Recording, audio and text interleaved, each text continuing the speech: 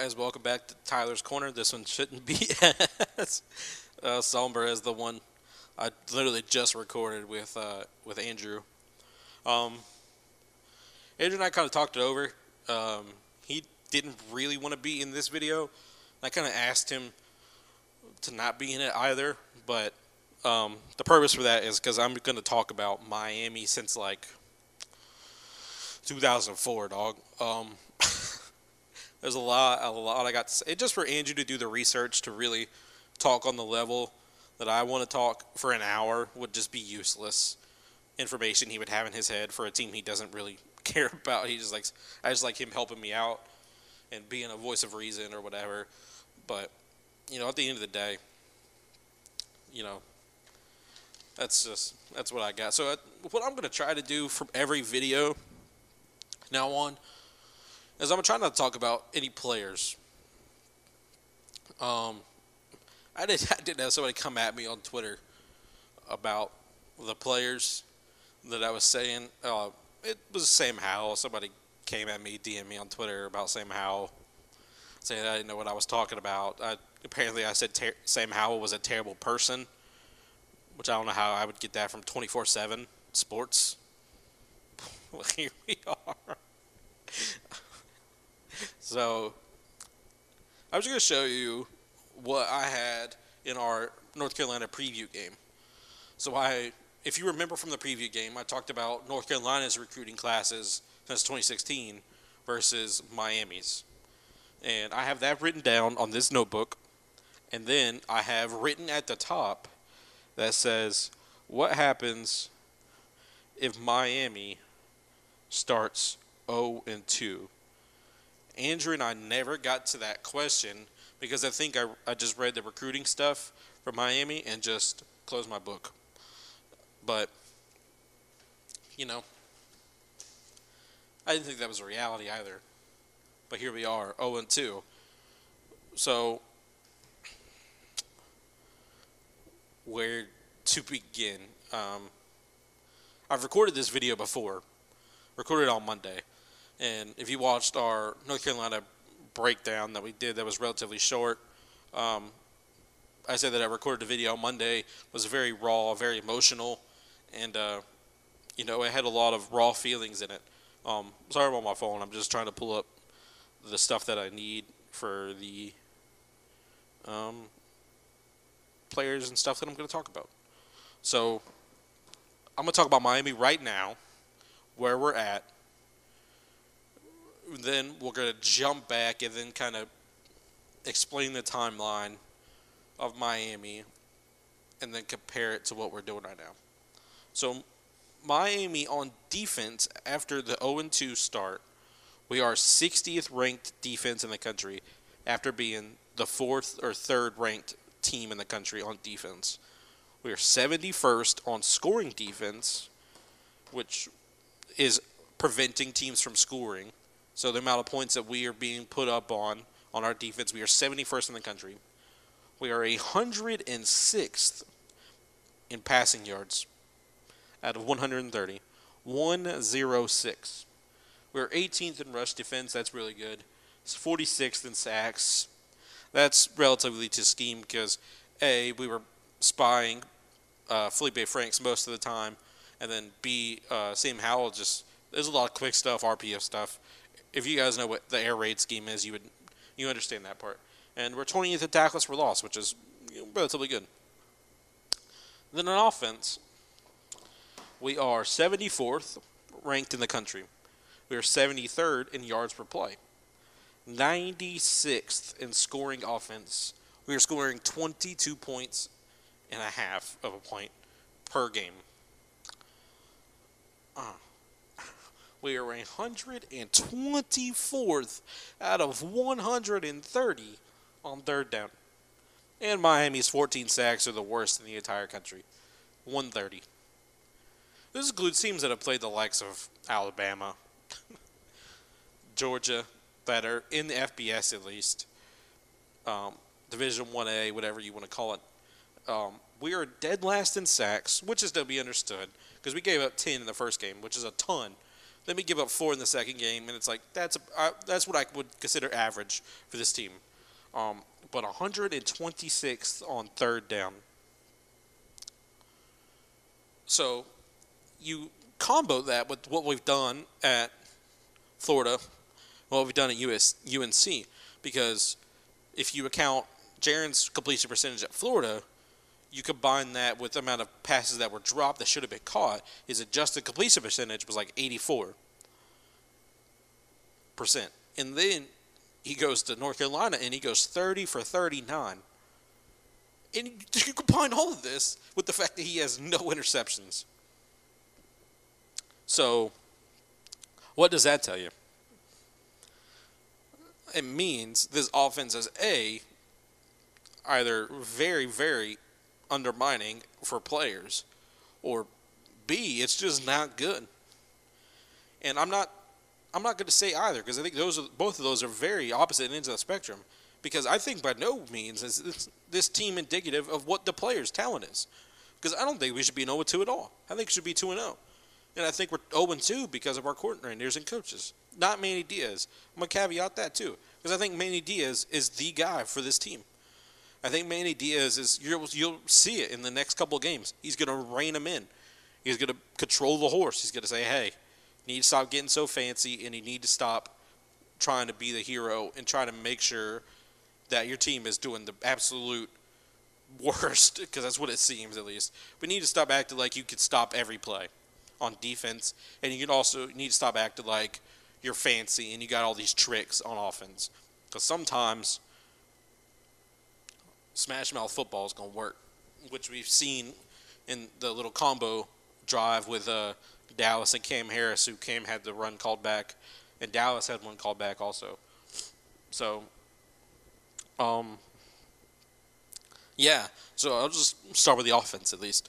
I think we're okay on offense. I'm not entirely sold on Dan Enos' scheme anymore.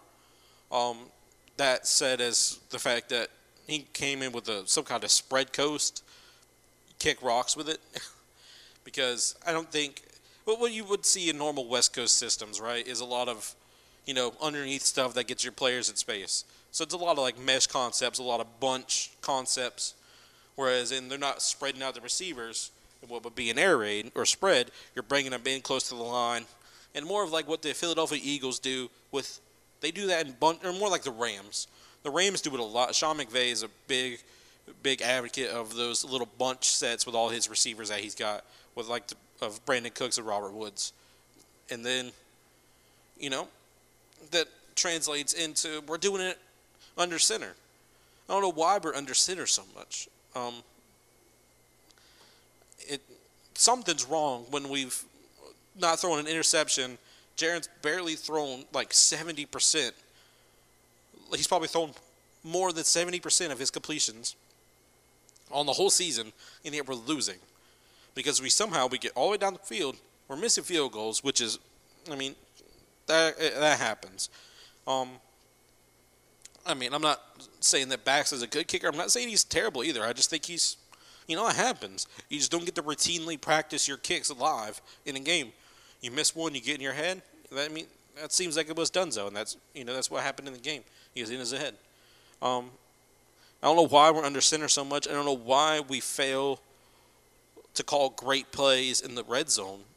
Because if you watch the first drive against Florida, what's going on, man?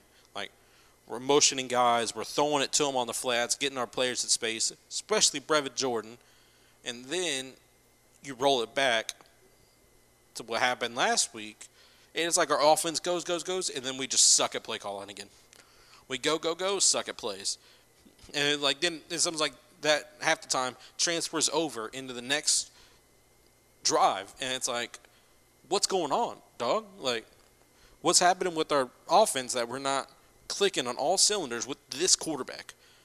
I haven't seen a quarterback play as well as I saw Jaren play on Saturday against North Carolina. This guy's catching a ball in the shotgun. He's stepping up into the pocket, a very clean pocket, mind you, but sometimes players just get through. He's stepping up, launching balls, firing them on target. We're dropping passes, which happens, and B, we're throwing the ball up to Jeff Thomas. And I feel like that's Enos at the end of the day. Because why would Jaren consciously throw the ball up for grabs on a one-on-one with Jeff Thomas, who is 5'10"? Not KJ, who's 6 foot. Not Brevin, who's 6'3" and a tight end. It feels like the play's going deep. We're just launching it to Jeff. It's like, at the end of the day, I don't know if Jeff is necessarily warranting all of the praise and, because he's good. I'm just not sure. He hasn't showed it this season. I'm not. He hasn't shown anything yet. That being said, we go. I don't know anything else about offense I can really say. Running game, it feels like we're doing really good. We're getting beat on run blocks a little bit. I just don't know why we're under center so much. Honestly, I think if we just put shotgun full on what UNC's doing, I think we could beat every team. Because I think we could play UNC's offense with better athletes, is what we have. And I don't know what's happened to some of our backup-ish receivers, level 2 receivers, but I don't know why they're not playing as much, because it's always KJ, Jeff, and Hartley. And it's like, those are our 3 best receivers. Yes, they should be playing a lot, but you got to give them spells and let guys come in after them. And it's like, what is happening that we don't have Brian Hightower, Mark Pope, and Jeremiah Payton playing behind them? Because it feels like they're not getting any playing time. So it's either A, he doesn't trust them, or B, they're just not getting the offense or something. Because they said that was part of the reason that Tate played so much against Florida. It's because he is a quarterback. He has to know what every receiver on the field is doing on that play. And it's indicative of the role he got against Florida. He had a pretty terrible role against North Carolina, considering the fact he didn't play at all. But, I mean, hey, nonetheless, I don't know what's happening. It's still just a very hodgepodge of players. It feels like we're just kind of throwing them together and they're not really doing much. So I don't know what to say about that. I feel like Brevin and Cam are world beaters. Will Mallory is starting really, really slow. I'm not sure what the deal with that is, because he was that corner route that he caught for a touchdown to go ahead, or not to go ahead to win the game, but to go ahead take the lead was incredible. That's a beautiful throw from Jaren. That is a beautiful catch from Will, who catches it, toe taps it in, only to be outdone at the other end of the field to lose. So, nonetheless, that's where that's at. But then we go for 2, and he misses it. A super, super easy catch. And then it's not that we're going under center, too. We're going I formation with – we're just going – it's 2019, and we're going I formation routinely. Not even Alabama anymore goes I formation that much. I don't know of any team that brings in a fullback that much. But we're not bringing in a fullback, mind you, because we had the number 1 fullback in the country come a couple years ago, and Realus George. But no, we're playing Larry Hodges, who is 6'3", a little smaller than Brevin, and we're playing him at fullback. Why are we doing that? Why are we coming out in I formation all the time when we can barely run the ball at that point in the game? But it's like, no, we're trying to get fancy on these sweeps and these. It's like, well, yes, we want motion. We want to be a modern offense. There comes a point where it's too much. Because I think if you want to really run this West Coast, spread coast thing, look at what Sean McVay's doing. Because I think he's ultimately the mastermind behind a modern offense that looks like it's in the past with under center stuff. Because he's getting bunches out. He's wearing West Coast style. He's getting Brandon Cooks, who's really fast out in motion. He's got Todd Gurley, yada, yada, yada. But then we're trying to copy him and doing it terribly with play calls. So then we jump to defense. Man, that's where that stat really sticks out to you, bro, because 106th in the country in passing defense. Man, as we said in the North Carolina one, Vandy got beat on a little kind of stutter and go. because the receiver's bigger than Bandy by about 4 inches. And as Bandy, who's 5'9", you got to kind of overcompensate, try to get in front of that ball, and Bandy just makes a terrible read, which it's in the middle of the game. As I said, it's not the players. It's just why is he in that one-on-one with a 6'2" receiver in the first place? Got no safety help. We start off terribly with DJ Ivey getting beat off the line for deep. Bandy gets double moved. Looks like he gets burnt, but he just makes a terrible decision. Because that's what I said. Miami needs to shore up in their second game, because I didn't think they could shore up the offensive line that well. If you guys remember, go back, I said Miami needs to shore their over-top coverage with their safeties. And it feels like they were running cover one man. And it's like, why are we doing that when you're leaving Bandy pressed up? If you're going to cover one, go back, dog. And I don't know what the deal is, bro. Because you got to – here's the deal when it comes to air raid and what North Carolina does well. I would venture to say they have more run plays that have pass play routes on them than just simple handoffs at this point. Because I guarantee you, every run play they call that's like an inside zone has a slant coming off the back end or something. Or a guy that's just hiking the ball and he's turning in like a little screen like in Madden at this point. I would venture to say that pretty much every run play has a passing option on it. It's an RPO offense. That being said, it's kind of hard to defend because you have to play the run and play the pass at the same time. But also be mindful. I think you have two of the most aware linebackers in the entire country, and yet we're venturing to the point where we're blitzing so much that we're not a read and react defense. Because you're just making them blitz every time. It's like they're just tackling dummies, getting in the way. And you can't do that with Pickney, who's 5'11", 230. You can do it with Shaq because he's built like a regular NFL linebacker. But he's not as fast as Pickney is. So it's like at this point, you got Shaq, who knows, it seems like he's the most aware guy on the field. And you got Pickney that's just an X factor. He's the guy that he either plays terribly or he plays really, really good. I don't think you ever get a mediocre performance from Mike Pick. I just don't. And we're venturing to the point where we're blitzing so much that we don't have a read and react defense, man. It goes back to what this offense almost seems like, though. Even though I ripped on Dan Enos and his offense a lot, I think it's in an okay spot, at least for now. It's good. I think we can win games. And then you kick back to 2014 with Brad Kaaya. I think Brad Kaaya was 15. 2014 with Brad Kaaya. We had a very, very, very prolific offense with Brad Kaaya his freshman season. And then what does our defense do? We're playing such this soft zone bull crap that we're not a read and react defense again. We're 2014 and we're not playing like Miami should. And that is indicative of somebody like Anthony Chickillo, who was 325 pounds. And then you see him in the NFL right now on the Steelers, and he's like 240, 250. Homie lost 80 to 70 pounds of fat and gained it all back in muscle. Or gained a lot of it back with muscle because that's how terrible our defensive coordinator was at the time, and Mark D'Onofrio.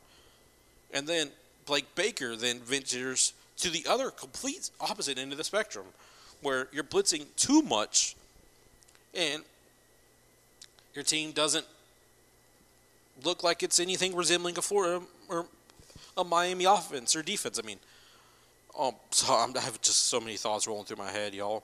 I'm just trying to filter them all and make sure they're coming out coherently. But we're blitzing so much that we don't look like a read and react Miami defense from days gone by. So 4th and 17 happens, and it's like, why are we blitzing, dog? It's 4th and 17. Just back everybody up, yo. Just prevent. Like, it ain't that hard. But no, we got to somehow sack this cat on 4th and 17. Why? You could think you've been blitzing him the whole night. Do you think he's rattled in the least bit? Especially not when you're blitzing him and he's throwing it 75 yards down the field for a touchdown. Especially then.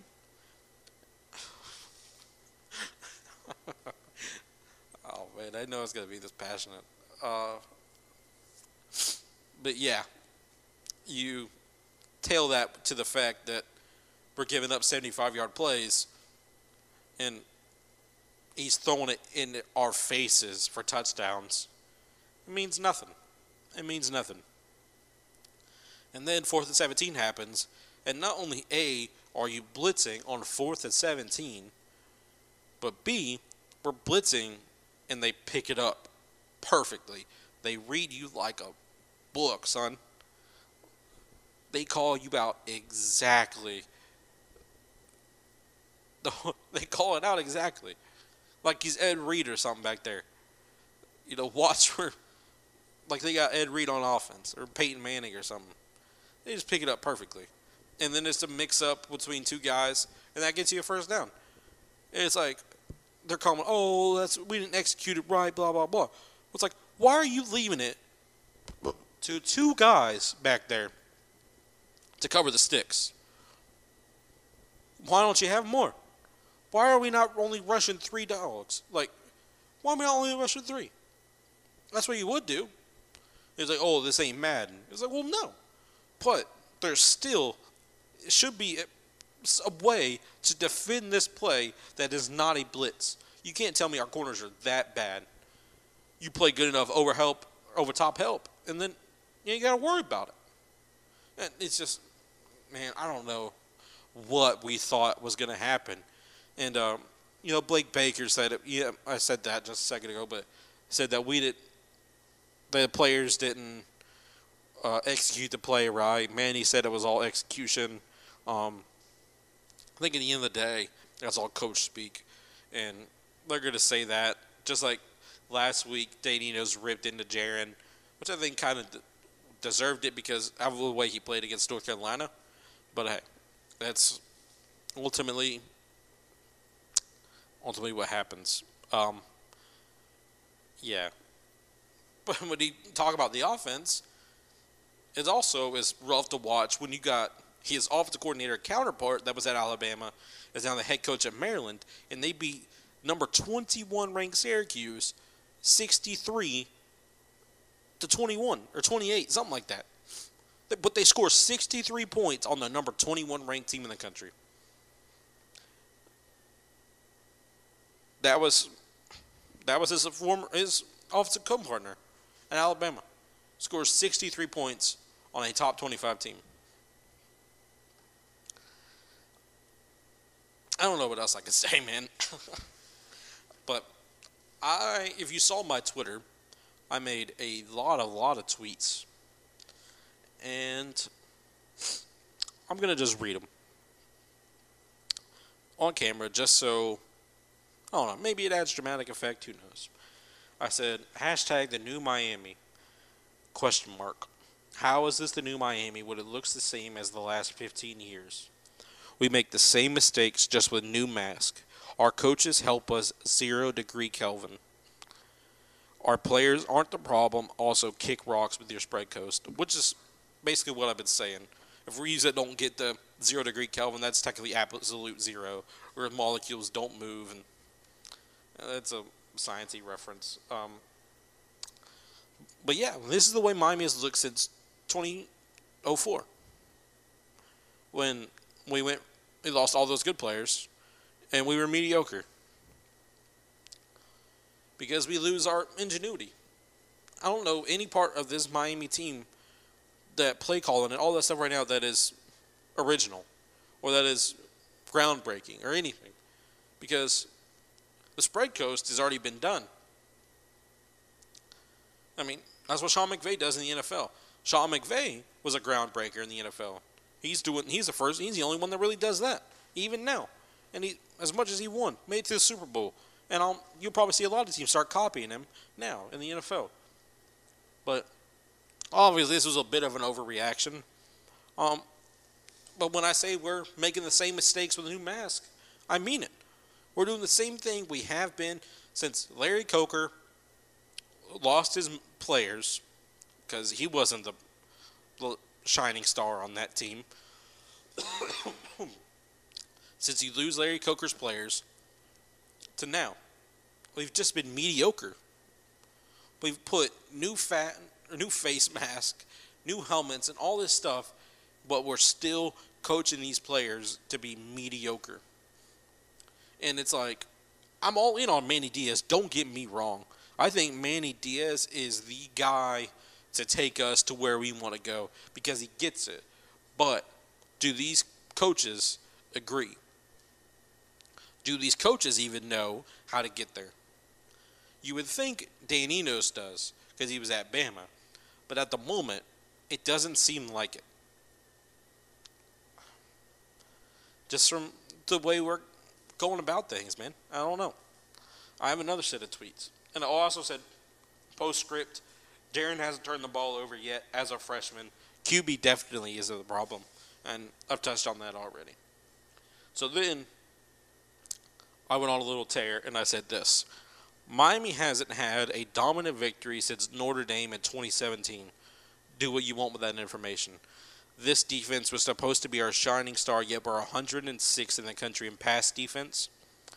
Before the 2-game stint of Virginia Tech and Notre Dame, Miami's last dominant performance is honestly hard to remember. So if you just, I'm going to stop right there. Miami beat Virginia Tech at home that season, in 2017.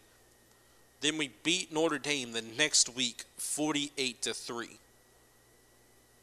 Who was number 3 in the country with game day there, the lights on us and everything. That was a dominant victory.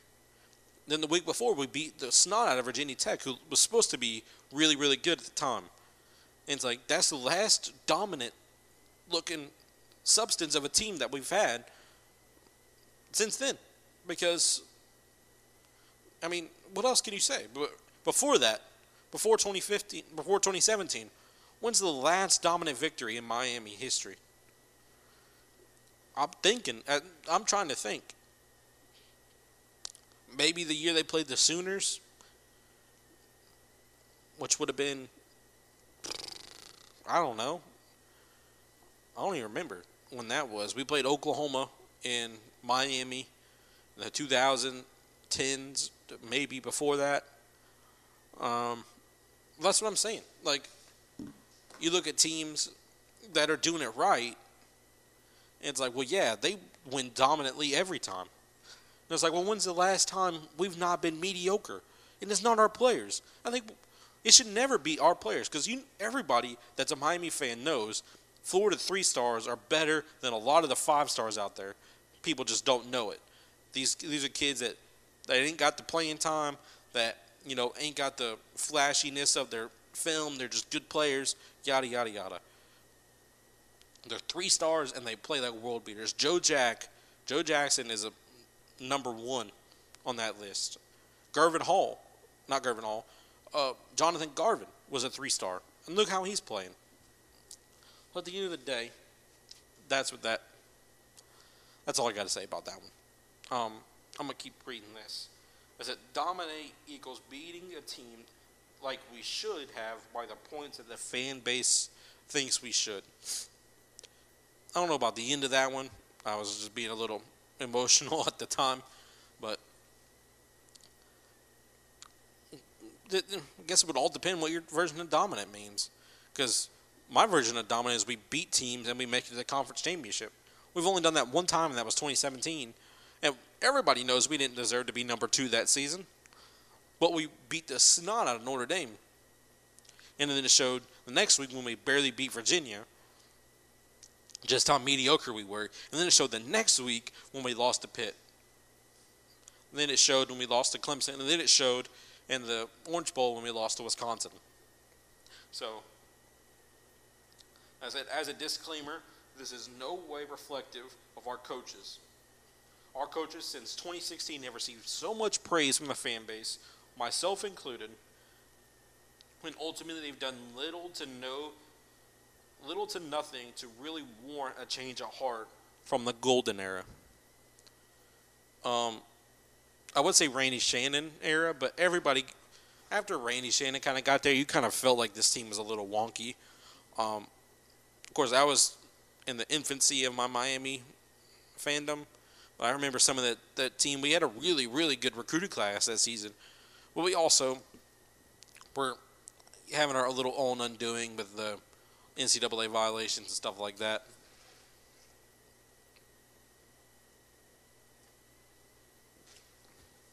And all in all,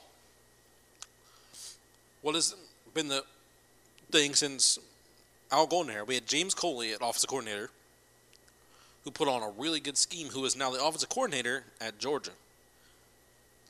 And we got Dan Enos. Which one got the better end of the stick? Well, I guess we'll have to see.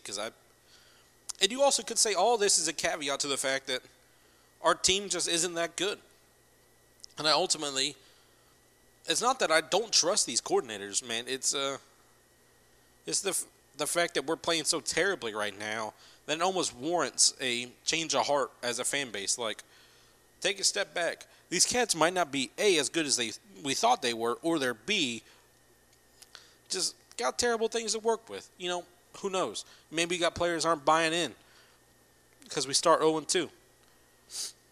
Who knows? And that's up to Manny. He's got to reel these coordinators in and be like, look, we're doing it right. If these kids don't want to be here, don't let them be here. Because that's ultimately what I've always said about Miami. I don't care if you're a 2-star or you're a 3-star or whatever. If you want to come to Miami, I want you here. If you don't want to come, I don't want you. I don't care how good you are. If you don't want to come, I'm not going to try to sway you to come. I mean, I ain't no coach either. But at the end of the day, we got cats that want to ride with us. And for some reason, we're just sitting here all moping about and act like we're going to beat all these teams just based off talent. It's like, well, yeah, we should. But here we are. We're sitting here losing to the likes of North Carolina when I think we should have beat them.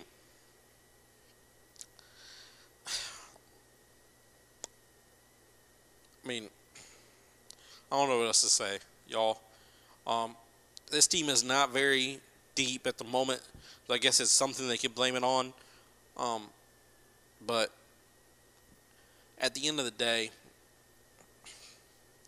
we'll just have to see what happens. I mean, we got 5 straight home games, and if we win all 5 of these, I'll make a video and say that I was wrong about these coordinators. Because at the moment, I really don't trust them at all. I don't think these guys can help us win games. I'm going to say it. Do I think we're in good hands with Manny? Yeah. Because I also, like he said, I think there's a lot to be happy about as a Miami fan. But there's also a lot to be angry about. We're not in a great spot. Like, if we get a couple key positions that get hurt this season is toast. Like a linebacker. If Pickney or Shaq go down, we're in a terrible position. We have no depth there. And it's indicative of what Mark Richt has left us with. Like, where the cupboards aren't bare, but they're not in a good spot. We ain't got good food, always. It's like, you know, running back's not in a great position. We only got a couple of good cats. Receivers are, for some reason, nobody knows what's happening with them. Offensive line is a travesty, even though we're playing relatively well. Corner is a lot of freshmen, but we only got 5 scholarship corners playing. Strong safety is we're getting people leaving, so that looks a little bad right now. Gervin's a freshman, redshirt freshman. So the only bright spot on the team right now, and that you can look at and say those guys will help us win, is tight end, quarterback, and defensive end. But it's also defensive end is to no avail when they're getting the ball out quick because they know we're going to blitz every freaking time, and it's like that's the whole point of the switch it from Manny, because Manny at times did get called out blitzing. Yes, did he blitz too much? Yeah, but blitzing like every freaking time, and I hope that's not Manny's call to do that like before a game, because he's definitely not calling plays. He said he wasn't. He said it was Blake Baker. Because if that's Manny's call, then that's terrible, terrible call, honestly. But honestly, don't know what else to say about this team. It's do I look forward to what we're doing the rest of the season? Heck yeah, bro. I think we're going to do really good. Do I trust these coordinators to do it for us? No, not a chance. I think we're going to need some players to step up, play better than they have been playing, maybe like a Jeff Thomas, Will Mallory, maybe some of them them level 2 receivers like Pope and Hightower. But I don't know what else to say about them, man. I'm not confident in these two coordinators to lead us the way. I think our offensive line coach is really good. If that amounts for anything. I don't know, man. Yeah, I guess that's... I'm trying to think if there's anything else I wanted to say.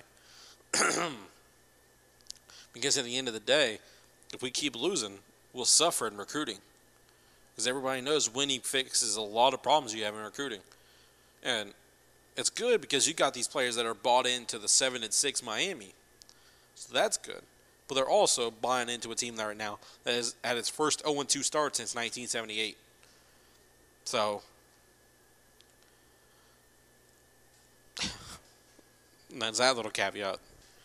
But I think Jarren Williams is the perfect quarterback to get us to where we need to be. I really thought it would be Tate Martell, but I mean, things change. I really am for Jarren. I guess we'll just see what winds up happening with that. As for the running backs, I think they're okay. They're just outside of Brevin and Cam. Nobody else has really played. Offensive line seems to have found a good unit. I think you'll see them perform really well against Bethune-Cookman. So, yeah, but I guess just to kind of top this all off, this was definitely a special episode in the fact that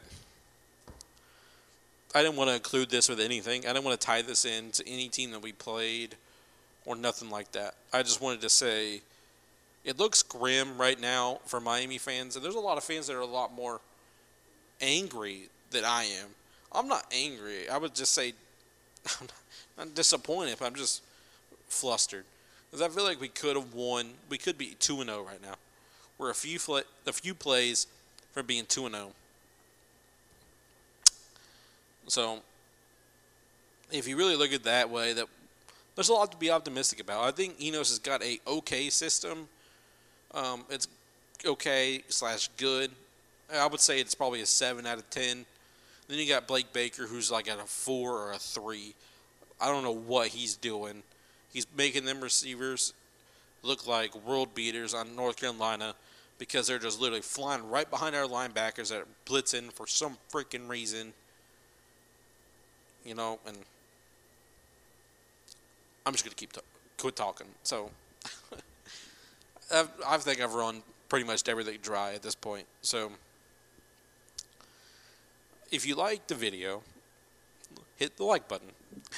If you want to say something about Miami, put it in the comments. I would be more than happy to hear anybody else's opinions on if you think I'm being too harsh, then so be it. But I tend to think I'm more the thoughtful person of the Miami fan base, because a lot of fan bases demand to win, and I just understand we're just not there yet. We're not going to be there for some time. So if you got a different opinion in the comments, just let me know. Follow me on Twitter at Tyler's Corner. Follow me on Instagram at Tyler2S's Corner. And just, hit me up and let me know what you think. If you like the podcast, let me know.